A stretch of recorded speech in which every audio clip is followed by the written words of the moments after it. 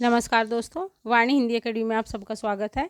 आज मैं ये घटना चक्र की तीसरी क्लास है। इसमें वे सभी क्वेश्चन हैं जो परीक्षा में पूछे गए हैं। चलिए देखते हैं। इससे पहले क्वेश्चन पहले प्रैक्टिस सेट में आज 26 से शुरू होंगे। पंच पांडव चरितरास के रचयिता हैं। पंच पांडव चरितरास के रचयिता शालिभद्र सूरी हैं। शालिभद्र सूरी की रचना है भरतेश्वर बाहुबली रास, जिसको अपभ्रंश में राज साहित्य की प्रथम रचना माना गया है, जिसका समय है 1184 ईस्वी। ये भरतेश्वर बाहुबली रास शालिभद्र सूरी की रचना है, जिसको रास अपभ्रंश में रास नामक साहित्य की पहली रचना माना गया है। अगला क्वेश्चन देखिए। 12वीं शताब्दी में लोक भाषा काव्य है। इसमें डी विकल्प सही होगा। ढोला मारूरा दोहा।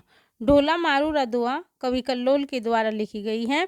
जैसे इसमें लिखा है ढोला मारूरा दोहा, दोहा में दोहा लिखे हुए हैं कवि कल्लोल के द्वारा। और इसमें कुछ बाद में 17वीं शताब्दी में कुशल राय के द्वारा चौपाई जोड़कर इसका विस्तार किया गया है। व्याख्या देखिए इसकी। ढोला मारूरा दोहा 11वीं शताब्दी में रचित एक लोक भाषा काव्य है। दोहा घना पुराना अच्छी पंक्ति इसकी प्राचीनता की ओर संकेत करती है। मूलत दोहा में रचित इस लोक काव्य को 17वीं शताब्दी में कुशल राय वाचक ने कुछ चौपाई जोड़कर विस्तार किया है।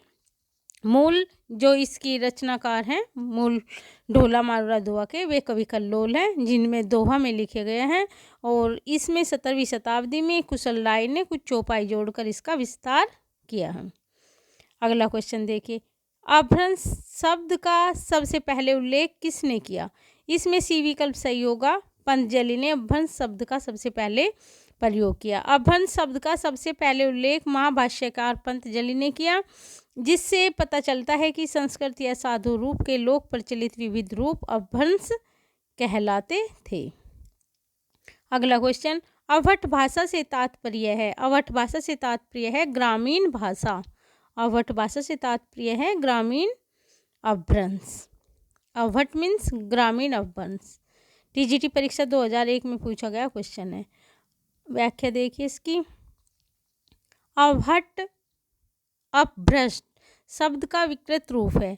इसे अपभ्रंश का अपभ्रंश या परवर्ती अपभ्रंश कह सकते हैं। अवट अपभ्रंश एवं आधुनिक भारतीय आर्य भाषाओं के बीच की संक्रमणकालीन संक्रांतिकालीन भाषा है। इसका कालखंड 900 ईस्वी से 1100 ईस्वी तक निर्धारित किया जाता है। अवट को अपभ्रंश और पुरानी हिंदी ग्रामीण अपभ्रंश के बीच की कड़ी माना जाता है। अवट भाषा के प्रमुख रचनाकार अधिमान अब्दुल रहमान को अधिमान के नाम से भी जानते हैं। इनकी रचना है संदेश रासक, दामोदर पंडित, उक्ति व्यक्ति प्रकरण, ज्योतिश्वर ठाकुर, वर्ण रत्नाकर और विद्यापति की कीर्तिलता। ये सभी रचनाएं अवट भाषा में हैं। पूछी जाती हैं कि अवट भाषा की कौन सी रचनाएं हैं। अब्दुल रहमान कर्त संदेश रासक, दामोदर पंडित उक्ति व्यक्ति प्रकरण, ज्योतिश्वर ठाकुर का वर्ण रत्नाकर और विद्यापति कर्त कीर्तिलता अवट भाषा की रचनाएं हैं। अगला क्वेश्चन देखिए। अवट में शिक्षा शब्द के लिए कौन सा रूप मिलता है? अवट में शिक्षा शब्द के लिए शिक्षा रूप मिलता है। सी विकल्प सही होगा, शिक्षा। अगला क्वेश्चन देखिए। ये भी पीजीटी परीक्षा में पूछा गया है। अपभ्रंश के परवर्ती रूप को अवट नाम दिया गया है। अवट में शिक्षा शब्द के लिए शिक्षा रूप मिलता है। अगला क्वेश्चन देखिए। राहुल सांस्कृत्यायन के अनुसार चर्या गीत और दोहा कोश की रचना करने वाले पहले बौद्ध सिद्ध हैं सरहप्पा। ये विकल्प सही होगा। राहुल सांस्कृत्यायन ने और डॉक्टर नगेंद्र ने सरहप्पा को हिंदी का प्रथम कवि माना है। अगला क्वेश्चन देखिए। राहुल सांस्कृत्यायन के अनुसार चर्या गीत और दोहा कोश की रचना करने वाले पहले बौद्ध सिद्ध सरहप्पा हैं। सरहप्पा को हिंदी का पहला कवि माना जाता है और राहुल सांस्कृत्यायन के अनुसार इनका समय 690 विक्रमी संवत और ईस्वी में 633 स्थिर किया गया है। बच्चन ने लिखा है आक्रोश की भाषा का पहला प्रयोग सरहप्पा में ही दिखाई देता है। बच्चन ने सरहप्पा के बारे में लिखा है कि आक्रोश की भाषा का पहला प्रयोग सरहप्पा में ही दिखाई देता है। अगला क्वेश्चन देखिए, अधिकांश साहित्य इतिहासकारों के अनुसार हिंदी के प्रथम कवि हैं। हिंदी के प्रथम कवि हैं सरहपाद। इनको सरहपाद, सरहप्पा, राहुल भद्र, सरोजबर्ज, पद्म आदि नामों से भी जाना जाता है। अगला क्वेश्चन देखिए, अधिकांश साहित्य इतिहासकारों के अनुसार हिंदी के प्रथम कवि का नाम सरहपाद है। वे सिद्धों में सबसे पुराने माने जाते हैं। राहुल सांस्कृत्यायन ने 7वीं शताब्दी ईस्वी के सरहपाद को हिंदी का प्रथम कवि माना है। इनका समय क्या है? 7वीं शताब्दी। इनका मूल नाम राहुल भद्र था और उनके सरहप्पा, सरोजवर्ज, पद्म तथा पद्मवर्ज नाम भी मिलते हैं। वे बौद्ध धर्म की ब्रजियान और सहजियान के प्रवर्तक थे। सिद्धों की संख्या कितनी है? 84। 84 सिद्धों में से एक सिद्ध है सरहप्पा। उनकी कविता में अपभ्रंश के साहित्यिक रूप छूट गया है तथा बोलचाल की भाषा जो आरंभिक हिंदी है प्रयुक्त हुई है। सरहपाद की रचनाओं का संपादन राहुल सांस्कृत्यायन ने दोहा कोश नाम से किया है। अन्य महत्वपूर्ण तथ्य देखिए, डॉक्टर गणपति चंद्र गुप्त ने शालिभद्र सूरी को हिंदी का प्रथम कवि माना है। डॉक्टर राम कुमार वर्मा ने शंभू को हिंदी का प्रथम कवि स्वीकार किया है और राहुल सांस्कृत्यायन और नगेंद्र ने सरहप्पा को हिंदी का प्रथम कवि माना है। अगला क्वेश्चन देखिए, हिंदी के किस इतिहासकार के मत अनुसार शालिभद्र सूरी हिंदी के प्रथम कवि हैं? गणपति चंद्र गुप्त के अनुसार। नगेंद्र ने सरहप्पा को माना है और रामकुमार वर्मा ने शंभू को हिंदी का प्रथम कवि माना है। एलटी ग्रेड परीक्षा 2018 में पूछा गया क्वेश्चन है। सिद्धों में प्रथम है सरहप्पा। सिद्धों में सबसे पुराने कौन है? सिद्धों में सबसे पुराने सरहप्पा हैं। जितने भी सिद्ध हैं 84 सिद्ध हैं, सबके नाम के अंत में पा शब्द लगा मिलेगा, जैसे लुईपा, डोमिपा, कणहप्पा, सरहप्पा। ये पा शब्द आदर सूचक का प्रतीक है। अगला क्वेश्चन देखिए, सिद्धों में सबसे पुराने सरहप्पा। सरहपाद को हिंदी का प्रथम कवि माना है। इसमें बी विकल्प सही होगा, राहुल सांस्कृत्यायन ने। राहुल जी ने हिंदी भाषा का प्रथम कवि किसे स्वीकार किया है? सरहप्पा को हिंदी का प्रथम कवि स्वीकार किया है। अगला क्वेश्चन देखिए, राहुल सांस्कृत्यायन ने हिंदी का पहला कवि किसे माना है? कितनी बार रिपीट हुआ टीजीटी परीक्षा 2016 में? सरहप्पा को। हिंदी का प्रथम कवि राहुल सांस्कृत्यायन ने माना है सरहप्पा को। हिंदी के प्रथम कवि कौन है? सरहप्पा। बार बार यही क्वेश्चन। शंभू को हिंदी का प्रथम कवि माना है डॉक्टर शंभू को किसने माना है हिंदी का प्रथम कवि? रामकुमार वर्मा ने। ए विकल्प सही होगा। अगला क्वेश्चन देखिए, सहजयान के प्रवर्तक सरहप्पा है। सहजयान के प्रवर्तक सरहप्पा। अगर टीजीटी परीक्षा में पूछा गया क्वेश्चन है 2002 में। अगला क्वेश्चन देखिए, हजारी प्रसाद द्विवेदी ने अपभ्रंश को क्या कहा है? पुरानी हिंदी कहा है। और आचार्य रामचंद्र शुक्ल ने क्या कहा है?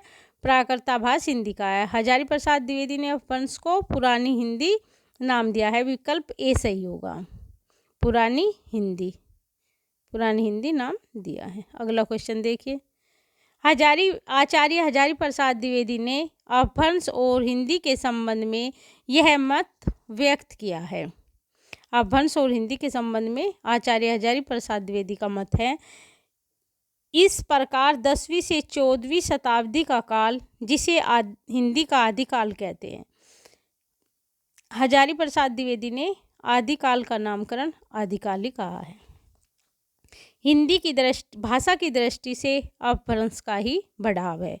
इसी अपभ्रंश के बढ़ाव को कुछ लोग उत्तरकालीन अपभ्रंश कहते हैं और कुछ लोग पुरानी हिंदी। 12वीं शताब्दी तक निश्चित रूप से अपभ्रंश भाषा ही पुरानी हिंदी के रूप में चलती थी, यद्यपि उसमें नए तत्सम शब्दों का आगमन शुरू हो गया था। इस प्रकार वे अपभ्रंश को हिंदी से अलग रखना चाहते थे। फिर भी उन्होंने अपभ्रंश के उत्तरकालीन साहित्य को आदिकाल की सामग्री मानकर उसका विवेचन किया। रामचंद्र शुक्ल ने पुरानी हिंदी को ही प्राकृताभास हिंदी या अपभ्रंश कहा है। रामचंद्र शुक्ल ने पुरानी हिंदी को ही प्राकृताभास हिंदी, अपभ्रंश को प्राकृताभास हिंदी कहा है। प्राकृताभास हिंदी से आशय है अपभ्रंश, अपभ्रंश को ही प्राकृताभास हिंदी कहा है। डी विकल्प सही होगा। अगला क्वेश्चन देखिए, 10वीं से 14वीं शताब्दी के साहित्य को किस विद्वान ने आदिकाल के अंतर्गत रखा है? आदिकाल नाम आते ही हजारी प्रसाद द्विवेदी पे आप टिक कर सकते हैं। अगला क्वेश्चन देखिए, अपभ्रंश को पुरानी हिंदी सर्वप्रथम किसने कहा? चंद्र शर्मा गुलेरी ने। चंद्र शर्मा गुलेरी ने भी पुरानी हिंदी कहा है अपभ्रंश को, और रामचंद्र शुक्ल ने प्राकृताभास हिंदी कहा है। हजारी प्रसाद द्विवेदी ने भी पुरानी हिंदी कहा है, और सबसे पहले पुरानी हिंदी कहने वाले चंद्र शर्मा गुलेरी जी हैं। आगे देखिए, केवीएस परीक्षा 2018 में पूछा गया है। देखिए इसकी व्याख्या, अपभ्रंश को पुरानी हिंदी सर्वप्रथम चंद्र गुलेरी शर्मा ने कहा है। यहाँ से क्वेश्चन बनता है कि अपभ्रंश को सबसे पहले पुरानी हिंदी किसने कहा? तो चंद्र गुलेरी शर्मा ने कहा। इनकी प्रसिद्धि का कारण इनके द्वारा लिखित कहानी है उसने कहा था। उसने कहा था 1915 में लिखी गई है। चंद्र गुलेरी शर्मा ने केवल 3 कहानियाँ लिखी है, बुद्धू का कांटा, सुखमय जीवन और उसने कहा था।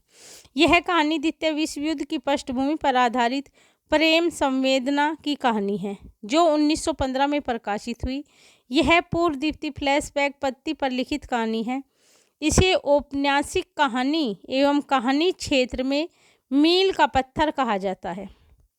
उन्होंने राजा मुंज को पुरानी हिंदी का प्रथम कवि स्वीकार किया है।